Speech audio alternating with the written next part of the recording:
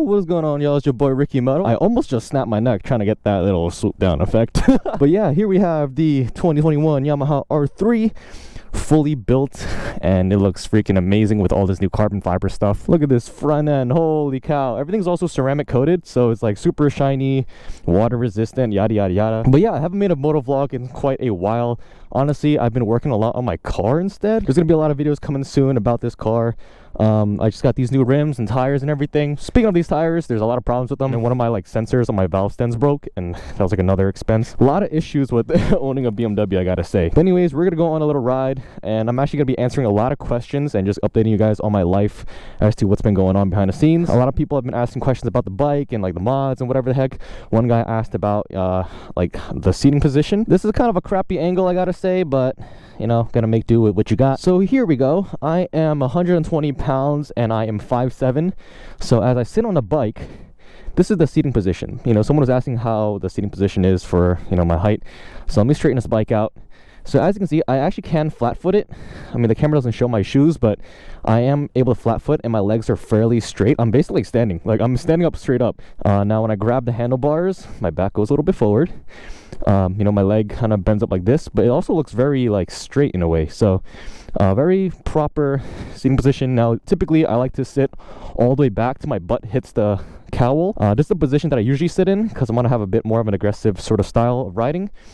And then when I go forward, I'm really hunched and my legs are like this. So that's how I ride. That's the seating position for you. I also got a lot of crap for my gold studs up here. These things, people are like, yo, gotta take those goofy looking things off. Hey man, I like them. It's my bike. I do what I feel like. And also I installed these winglets off camera right here and right over here. It makes it look freaking insanely sick. Start this baby up and see how she sounds. First of all, I want to say thank you to all of you guys who have been showing your support on this channel. The channel's been growing so fast. I know some of you guys have also reached out to me on Instagram, just, you know, chatted about bikes and whatever. Like, if you're from the local area, you know, we should link up and ride someday, especially when it gets warm out. I do have a busy schedule, so it's gonna be hard, but you know, maybe on the weekends or whatever. I'm from New York, specifically in the Long Island area, a little bit closer to Queens. I never ridden with anyone before. My dream is actually to like be able to host my own like bike meets and car meets, but I feel like I have to have somewhat of a bigger audience in order to do that. But you know, time will tell. Oh, BMW got pulled over up front. I actually use a tinted visor whenever I ride, regardless if it's daytime or nighttime. I know you shouldn't be using it at night, but honestly, I get a lot of visibility even with my tinted visor at night. It just looks nice, and also it's a hassle to change out my visor at night all the time. I mean, my car has like really dark window tints, so like I got used to seeing like really dark outside anyway. But yeah, I haven't ridden this thing in a while and it feels freaking amazing. Ooh, ABS kicked in the rear. This is actually my old high school over here. I spent 4 years of my life in this building. Oh man, this place brings back a lot of memories, a lot of bad ones honestly. I didn't really like high school. And this little thing over here, someone actually crashed and died, which is pretty gruesome. So kind of just reminds me to be careful out here on the road. But yeah, a little update on my life. I've been actually going through a lot personally. A few weeks ago, I actually got into a pretty serious car accident. I was driving my dad's car, actually, Tesla Model 3, and it was snowing out. It was pretty bad, and we were slipping all over the place. It's a rear-wheel drive car, and it has low-profile tires, so, you know, it's just not the ideal situation. It was late at night. I met up with a friend to go get some food, and as we were going, we completely slipped out and hit into a pole. I don't think we were going that quick. It definitely didn't feel like it because we were on local roads, but when we hit the pole, the airbags went off, the whole front end is destroyed, and luckily I didn't really walk away with any injuries besides some like light whiplash. But my friend, on the other hand, he got pretty beat up. He broke his nose, he cut his forehead open, and now I'm dealing with a lot of situations like legal issues because I'm on the verge of being sued right now. He's a close friend of mine. We went to high school together, and we've known each other for years. I just don't know what the situation is gonna be because I don't know. I feel like when financials or even situations like this get involved with friends, I don't know, people sometimes can turn their back on you, and that's my biggest fear. I just hope everything can be resolved in a calm, nice manner. My insurance company should be covering his medical expenses, but for some reason it hasn't gone through, and I think that's the issue now. But I mean, I'll keep you guys posted. But the moral of the story is, be careful on the road.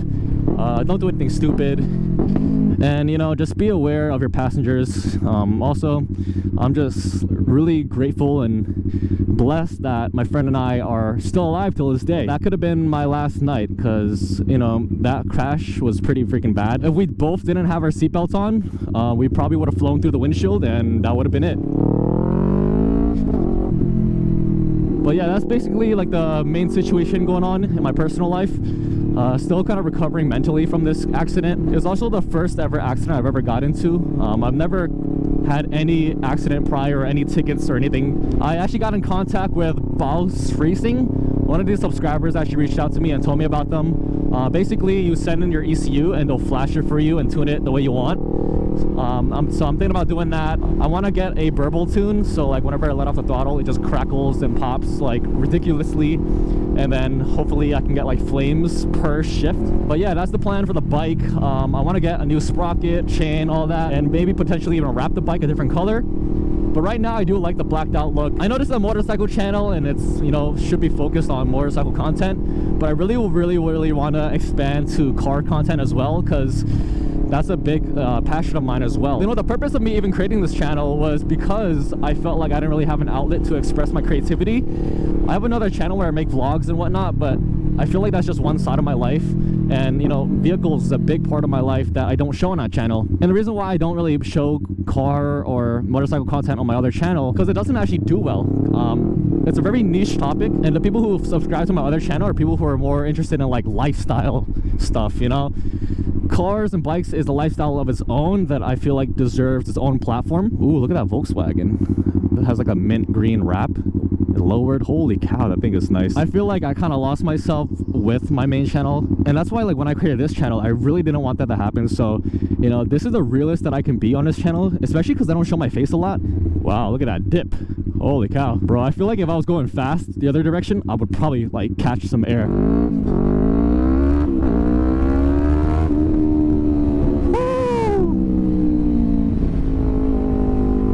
That felt like a roller coaster.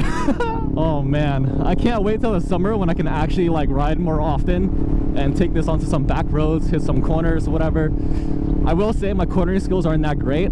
I actually have a hard time like leaning kind of far on this thing. I actually got a comment from someone saying that like I'm underestimating my own abilities, that I should, you know, get an R6, R7 or something like that. I can see how that can be in terms of like the power band wise, but I feel like I'm not cut out for a bike like that until I really know how to handle this thing to its limit. The bike I want to get after the R3 is actually an R6. Like I want to get like a 09 R6, like a used old one. I just like the older styling better, and also I just like the analog style dash. I just feel like it's easier to read when you shift. And then after that I might get like a Ducati, the V2. Saw one in person and it looks so nice, and it's not that expensive for what it is. It's a little bit of a smaller bike too. I looked at the V2 and it was almost like the same size as this R3, honestly.